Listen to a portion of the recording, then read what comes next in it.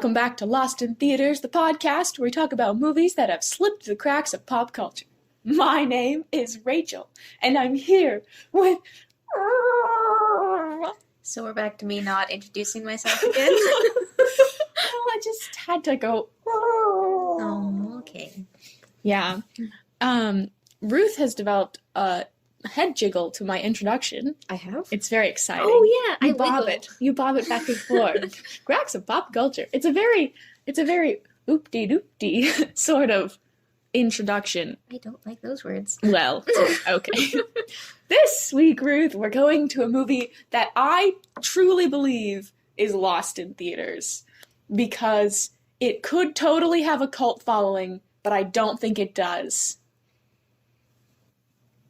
Your descriptions make me afraid some days, and I'm not sure why that is. Why I should think about why that is. Oh, no, what are you talking about? No, well, this one, it just is quirky enough. Okay, the thing is, there aren't...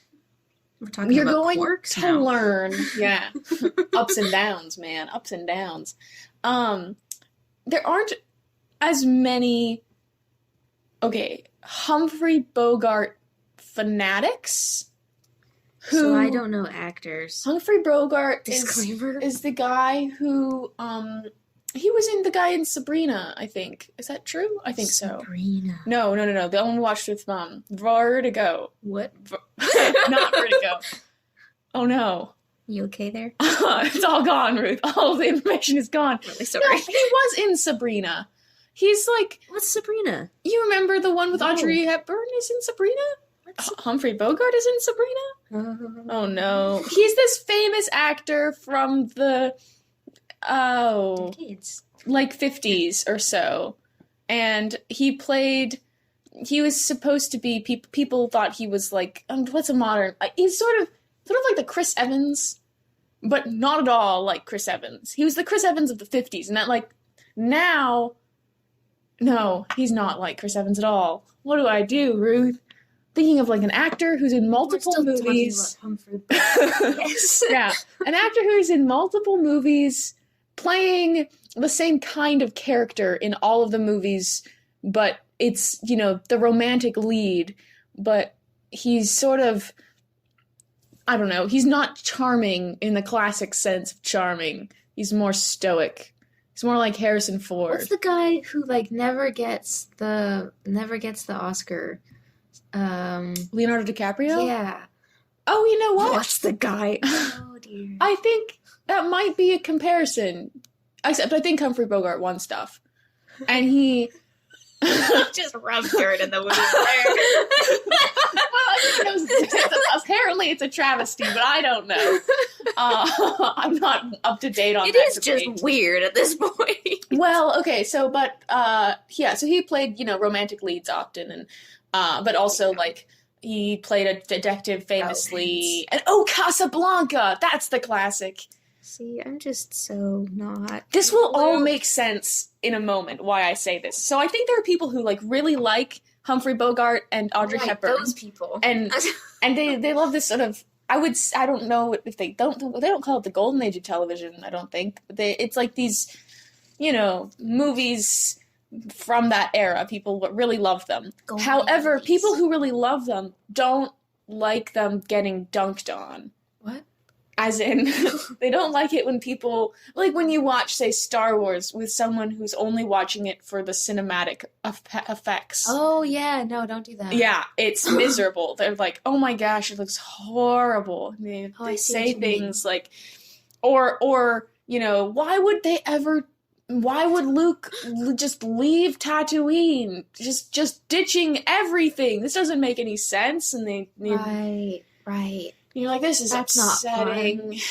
But I don't know. But it's interesting because I do like Star Wars satire sometimes. I think it's funny. Mm-hmm. But I feel like the people who appreciate that kind of humor and the Humphrey Bogart fanatics and the people who are like, let's make a mockery of a genre that we love. The pools do overlap, I'm sure, but I don't think the pools overlap hugely. And that's why this movie, pools of individuals. Oh, And that's why this movie I don't think has a cult following as of yet. What we have to do, because I don't think the Audrey Hepburn movies and Humphrey Bogart movies have had quite the same resurgence in modern comedic circles. Like the 21st century meme culture hasn't grabbed on to these films yet. That's true. And I think if it ever does, this movie would be appreciated. Oh, you know where it is, though? It's in TikTok. You think? Yeah. Because part of why those movies are good is the motion. Yes, so it could come. I still don't think it's reached Like there yet, but I think it could come back in that way. So this film, when I think of Audrey Hepburn being used like to communicate things like memes, it's always in TikTok. Because she's got motions. Yeah, because she just makes a funny like, face. Like Myrna Loy. Yeah. So this movie came out in... Yeah, like Myrna Loy. in 1978. And Abbott and Costello were at their peak in the 1950s. Noted. And they kind of, I think, kicked off the satirical genre in a big way, where they like would retell the story of Jack and the Beanstalk, but it would be just completely full of jokes and hilarious, and you know there'd be like weird twists. And then coming into the 70s, movies that didn't star Abbott and Costello, but were like in that kind of vein, they started being made, and this is one of them. And additionally, so there's one movie I didn't watch because I couldn't find it anywhere, called The Adventure of Sherlock Holmes' Older Brother. Why does that ring a bell? I don't know. That came out in 1975, but that's the sort of thing we're dealing with, is like, there's another brother, and he's smarter than him. And, you know, it should be noted that we're transitioning into the James Bond era of cinema as far as bodiness goes. I watched the first James Bond. I thought I was going to watch all of the James Bonds starting with the first one, and I watched the first one and had to stop. I have never been more scandalized by a male role that was supposed to be idolized in my life. That man was horrible. James Bond is not a great guy in that first movie. There was nothing. I just kept hoping. And then it was disastrous. His treatment of women was so bad. It was just awful so consistently. And I was like, what is happening? So, this doesn't quite get there in that. It didn't make me have that, but it's edging towards that sort of, it could very easily become that. But the thing is, this is satire, so everything should be taken with a grain of salt. Although someone's gonna get hurt, probably. Have you said what the title of this? The Cheap Detective. Did you say that? I don't know. I thought I did. I mean, I regularly have lapses of memory in mid-conversation. Yeah, but I've been going on about this for a while, so it's good to remind people this is called The Cheap Detective. And I did find one person online randomly talking about it, and they were like, if you loved The Maltese Falcon and Casablanca, you'll hate The Cheap Detective. Yeah. I loved Casablanca. I was not expecting. Tell me about Casablanca. It's a Humphrey Bogart movie. It's, takes place in Northern Africa. This podcast is not about that. It takes place during the World War, in the 40s. It takes place in the 40s. It was made in the 40s. It was about resistance and the French Rebellion. This movie, The Cheap Detective, is pretty much explicitly with its scenes, a spoof on all of Humphrey Bogart's famous roles, like The Maltese Falcon, Casablanca, that movie we watched with Mom, which if you look back in our history, you'll see what we're talking about. That movie we watched with Mom. Oh my gosh, it's one of her favorite movies. Is it an Audrey one? Yes. Oh my goodness, Ruth. No recuerdo. Oh, I want to say Charade. It's Charade. That's what it is. even though you want to say charade, is it charade? Yes, I'm Okay. I'm 100% sure it's charade, although I'm less 100% sure whether that's a Humphrey Bogart movie or not. But a part of me just feels like it is. Anyways, We're just woefully unprepared for this podcast. I thought I was prepared. Yeah. So anyway, the vibe, it's sort of like Abbott and Costello, but definitely. Have you ever watched any Angie Tribeca, Ruth? Oh, I watched the one at the hotel. Yes, that is also the sort of humor this is. It's like a dream. Yeah, it's like really bizarre non sequitur. Yeah. Yeah, it's not quite that level where it's like suddenly someone wakes up and they're in a child's car bed and then they drive away. You remember that Oh episode? yeah, vividly. Yeah. It just made so much sense. And I also hated that. no sense, It was like, but so much sense. yeah, that's how beds should be. Yeah. But that's not how beds are. No. So it does have that sort of, and the way the dialogue works in that show, where it's like they say things like, what's under the chair? And they're like, I'm under the chair. You're above the chair. Exactly. Right? Like that sort of thing where you just think, what? That's sort of, yeah, Okay. what this movie's filled with. Yeah. Does that help people, Ruth? Do you think understand what, if they want to watch this movie or not? Against? Yeah. Yeah. Any random zero spoiler information? Oh, and the music is even the music is satirical, right? It'll be really intense at one time, very dramatic, and then it'll like switch and be, bloop, bloop, bloop, bloop, bloop, bloop, that sort of thing. This almost sounds like Full Metal Alchemist animation.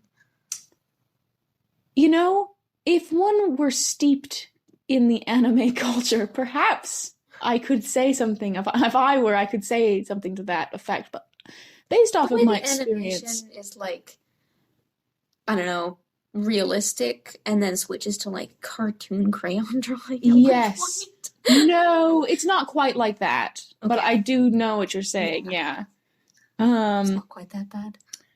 Medium spoilers. Should I go to medium spoilers? Yeah, shoot. Okay. Just getting us to medium spoilers. I think that's the sound we've established. Is it? So, She just beat on her chest. again. So someone's been murdered at the beginning of the story, and you have to it's a case to find out why someone was murdered. It's a case, alright. Sorry. But just to give you some insight, so like the opening scene, they're like, someone was shot dead, and they're like, but it was such a quick bullet, no one could stop what they were doing, and they like turn around, and the one of the dead bodies is like still holding a cell phone. Not a cell phone. They're still holding the phone from the hotel, and like looks exactly like he would be talking on the phone, but he's got a bullet hole in his head.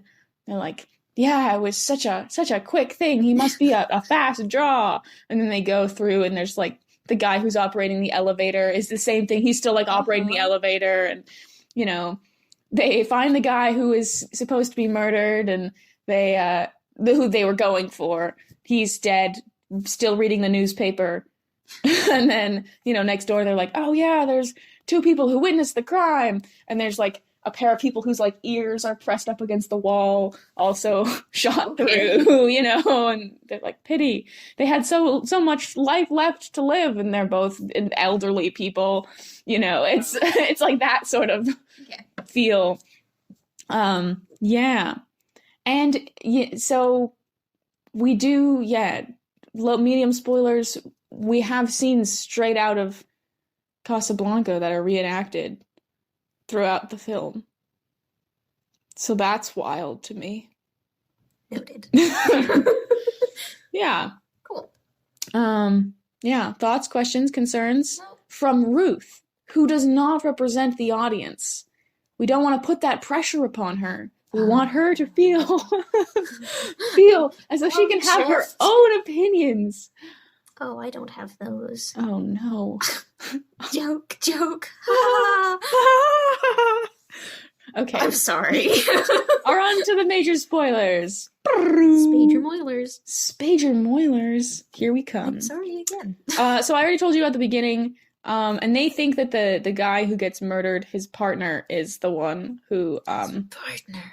who did the crime, because he was having an affair with the other guy's wife. It's a whole thing. Okay. And this guy's name is Lou. Lou wakes up to a phone call, and there's a lady on the other end of the phone, and she's like, Lou, Floyd is dead, and and he's like, do they know about us? And she's like, well, I don't know. And then she's like, but the cops are right here. And it zooms out, and all the cops are like around her. And she's like, I think you did it, Lou. And he's like, we can't have this conversation over the phone. So he hangs it up.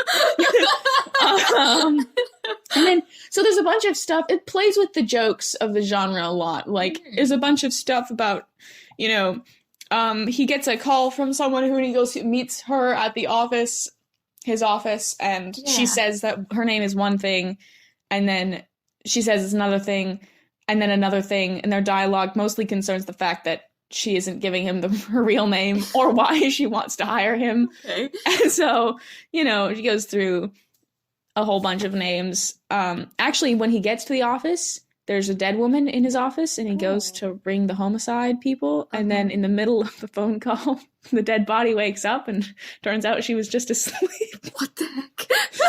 Right, so that's the vibe of this movie. It's just really, really kind of strange. Yeah. So she claims that her niece ran away from the boarding school, and she needs, and she's asleep in his office, and she needs his help to find her. Then the detectives show up, and they have like a little. They're like, "What are you doing here?" Well, no, actually. First, he goes back home, and the widow is at his house, the one he was having an affair with. And he's like, you can't be here. Are you sure you were followed? And she's like, yes, I brought them here with me. And they show up out of the doors. And they, then that's when they're like, we think it's you, man. And he says, I didn't do it, man. And then they leave. And then these other two, the two lovebirds, break off their affair, and because she's like, I can't anymore, and she's like, you're that kind of guy who just can't settle down, man. He's one of the lovebirds, the detective? Yes, the lovebird and the widow. Wait. The detective and the widow is who I was talking about. They're talking, and it turns out... It kind of sounded like they were two, like a separate thing they were talking about. No. Yeah. Got it. And so then the woman is leaving, and he's like, do you need any cash? And she's like, no, I got paid $10,000 upon the death of my husband. Oh my gosh. And you're like, oh. Then he gets another phone call from a guy who wants to meet him at some bar. So then he goes and shows up, and this scene, the bar is, I think, the set almost exactly from Casablanca. It's literally the same bar with the man at the piano and the there's a scene. Casablanca has singing scenes in it. And this woman in the movie sings a song, but in Casablanca sings a song, but in The Cheap Detective she just goes la la la la la la la and the whole bar is like silent as she sings, and then she says everybody, and everybody's like la la la la, and she's like just the man, la la la la, just the la la la. Yeah, it's alrighty then, and it's very drawn out and very bizarre. And then if you know, again, okay, I should have said spoilers for Casablanca. It's a very old film, but I hadn't seen it until a while ago, and it's 100% worth watching. Hardcore, if you haven't seen it, go and watch it. I was utterly floored, Ruth. Okay. You don't understand. I don't. I was not expecting this quality of, I don't know, I just underestimated the quality of storytelling. And then I found it and I was like, this is exceptionally thought-provoking. I don't know what I think about this. Oh. Okay. Yeah.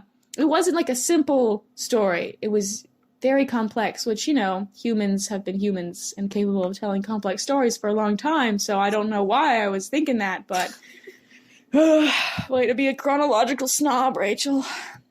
Anyways, there are these people coming from the French underground to the bar.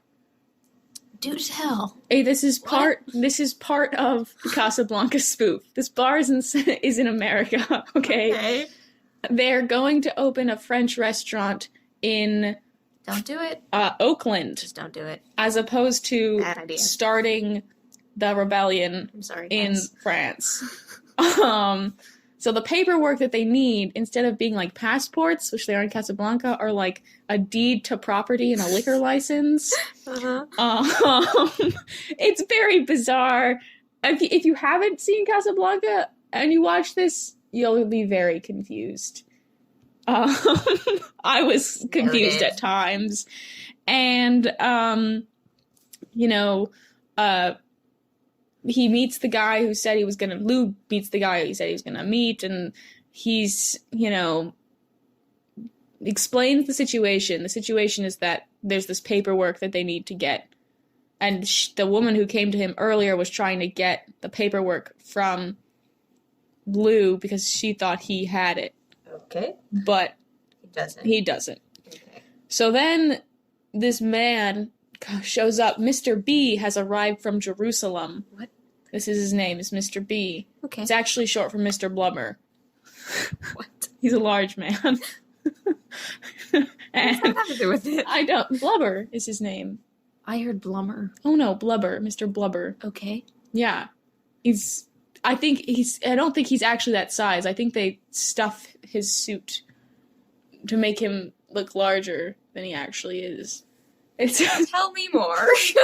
Anyways, so the whole point, so these French resistance people, they're gonna. These French resistance. There's two of them, and they're gonna open this restaurant. One of them's a guy, one of them's a girl. Turns out Lou knows the girl. This is again from Casablanca. Okay. And then at one point, as they're in the restaurant, someone says, "Paris has fallen. It's a tragedy." And these German generals who were there stand up and sing the German national anthem. This happens in the movie. And then the French people sing the French national anthem, and then Lou and the lady stand up and they sing some random song. Just like an unrelated song. Why? And then the guy at the piano sings, he literally sings, "Jeepers Creepers, where'd you get those peepers?" None of it makes sense. It's such a chaotic movie. Oh my goodness. And see, the thing is, in Casablanca, the whole thing is they want the piano. The guy at the piano is playing a song that is special to both the Humphrey Bogart character and the girl who's one of the resistance girls. Yeah. The girl, the French resistant girl. But in this movie, the song is "Jeepers Creepers, where'd you get those peepers?" Here's how the story really goes. Oh my goodness. They try to have an exchange in the bathroom, but of the papers. The papers try to, but the Germans take them. They overtake them, and they take the papers away. They all sit down at the table and they're like, "You're lucky you got out there alive." And I heard gunshots. I thought you got shot. And then he's like, "Well, I didn't." And then the two people beside them say, "Well, we did." And then they fall down because they've been shot.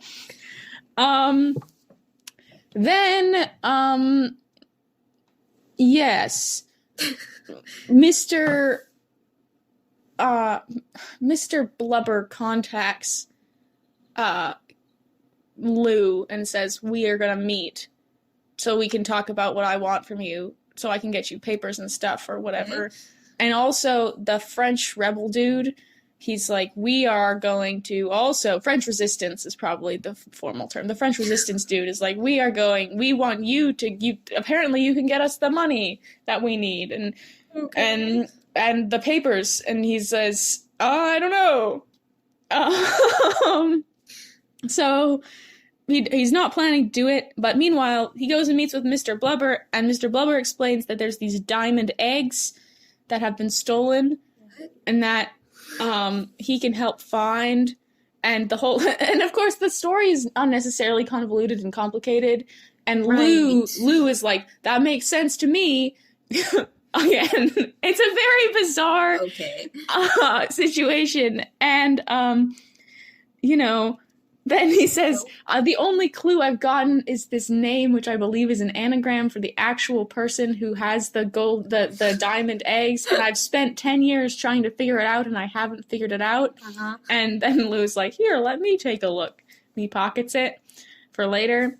Then he shows back up on his office, and the woman who had pretended to be dead in his office before is back, but this time she's pretending to be someone else. And they have a wild conversation. At first, she pretends, she's like, yes, she's lost her husband and her father. It's complicated. And it's just a very weird conversation. But no, it's none of that. So it's like, I'm struggling to articulate because the plot is so jolty, right? It's one spoof scene after another spoof scene where it's hard to follow the common thread. The central scene of the film, which we're just coming to now, he ends up in his apartment, and the lady from the French Resistance is there. And she says, I've always loved you, and I want to marry you, and let's be together forever. And he's like, I'm so excited. So then he goes into the kitchen, and who's in the kitchen but one of his other former lovers is in the kitchen. And she's like, he's like, you need to get out. And she says, he says, I'm going to have an excuse for her to go to the bathroom, and you're going to leave. So then he goes out, he keeps talking to the girl in the middle, goes in the bathroom, and the widow is in the bathroom with the ashes of her dead husband. And, ultimately, these ashes do end up in the toilet. What? Accidentally, she drops them. It's a catastrophe, and they have to flush them down the toilet. It's so bad. It's like, what is happening? So, long story short, he manages to keep all three of them from finding out about all three of them, arranging to meet two of them at the dock at a separate time, and gives a third one the mission to get the papers. Gets them all out the door, and his secretary watches all of this. Who's at the door, watches them all leave, and then comes in and is like, I've solved the anagram. Here it is. And then, of course, she is like, I've always loved you, Lou. No. And he's like, well, of course. And then they almost do something wild, and then there's a knock at the door, and another woman shows up, who I don't recognize from the whole film, okay? I don't know who this person is. I don't think they have one other appearance, which we'll talk about later, but it's very weird, and she's got a whole bicycle with her in the hallway, which I don't suppose is that weird, but I just, it would be weird if she had half a bicycle with her. What they should have done. Oh my Lanta. Anyways, so he had sent that one girl to get the papers. The anagram has been figured out. The whole plan is coming together. The anagram's figured out, and it's the guy who owns the Golden Gate Bridge is the guy on the anagram. And so he then goes to that guy's house. Well, actually, no, he gets a phone call to meet him. So he goes to meet him. I also looked this up. The Golden Gate Bridge is not owned by a man. Okay. It's owned by the San Francisco... Oh, no. I think it's fine. Just some dish chaos. Don't mind that, folks. Anyways. Oh, no. Yeah. So this Golden Gate Bridge is owned by the city of San Francisco's Chaos Town. No. Nothing, not that. Anyways, it's not a man. Though. Okay, so Ezra is the name of the guy who owns the bridge. Ezra? Ezra CV something I couldn't write down but quick not enough. really, because this is fiction? That's correct, Okay. Ruth. So they're at the house. That's what that was about. They're at the house. He goes to the house. The door's answered by a beautiful woman. And that turns out to be his wife. The man... Whose wife? The man who owns the house. Okay. Sorry. Ezra. And Ezra is in a wheelchair and very old. Oh. And his hair is to his shoulders. And he has trouble speaking. And both of the husband and wife slip him notes that say not to trust each other separately. They both, like, shake his hand and slip him a note. Uh-huh. Turns out her jewels are missing. And they want him to find out who stole the jewels. And then he's like, so you just have a couple things missing. What are they again? And she's like, just some bangles and burbles. And What? he's like, what? And she says, burbles. And he's like, I think you mean baubles. Oh my goodness. You're saying baubles with a Romanian accent. And therefore, you're related to the people who stole the crystal eggs from Mr. Blubber's story from earlier. Sure enough, they both start speaking with Romanian accents now, and they try to kill Lou. But they end up getting shot by someone who's crept in the house behind the curtain. There's like a secret door through the window. What? And he gets shot. The guy in the wheelchair gets shot. And the woman is like, you know, we could always go out later. And he's like, ha! And then he leaves. So that's confusing, but he now knows who had the eggs, and he's trying to figure it out. And they explain the person who helped them steal the crystal eggs is someone who was shot and is still bleeding to this day. What? I don't know, Ruth. Meanwhile, back at the office, Yeah. the one girl shows up and is like, I tried to get the papers, but it didn't work out for ridiculous reasons. And then the guy with the eggs shows up, and it turns out to be the owner of the bar from earlier. Okay. We knew him vaguely. And then he dies because Who is he? the guy, thank you, Ruth. The man with the crystal eggs dies. Oh. Because he's bleeding and has been bleeding for over 10 years. What? From a gunshot wound to the chest. Noted. Yeah. Yes, okay. It turns out Totally. that first woman who had come to his office is in league with Blubbers.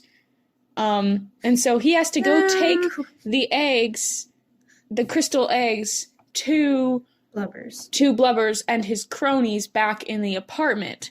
So he takes it to them, and he trades it for something. What is it? He trades the papers for the eggs, because Blubbers has the papers. Oh, right.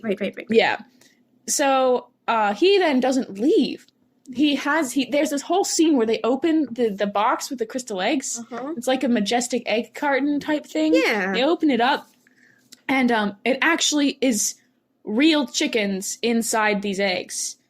Chicks, real chicks, Ruth. And Yes, you know. yeah, but then the cops show up. And they're like, we found everyone, the murderers and the thieves. And he's like, but I don't think they murdered Merkel at the beginning. Because the name was Merkel. Really? Yeah. So then he goes down to the docks, where he said he'd meet the French resistance woman and guy to give them the papers so they can leave the country. Well, actually, just he can leave the country because she's going to stay with him. It's a whole thing. Oh. So, then during their like little pre-conversation before Lou gets there, the two resistance people are talking, and they're like, this guy, he's an interesting fellow or whatever. And then she's like, well, how long did you know we were lovers? And he's like, well, I didn't. And he says, I just thought to say that because then, you seemed to think that. It was really weird. I know. They have a weird little conversation. And then He gets there, he tries to give them the papers, but the Germans show up to stop the French resistance from getting on the boat. It's a ferry.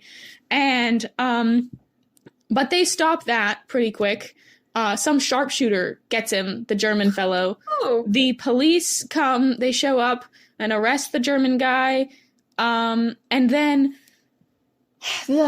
Lou finds the person who did the shooting behind the box, and that person is, I can do this. Oh yeah, is the widow from the first scene. Oh. Yeah, who has periodically showed up throughout the film, right? Like in the bathroom as Chaos Town. Right. Yeah.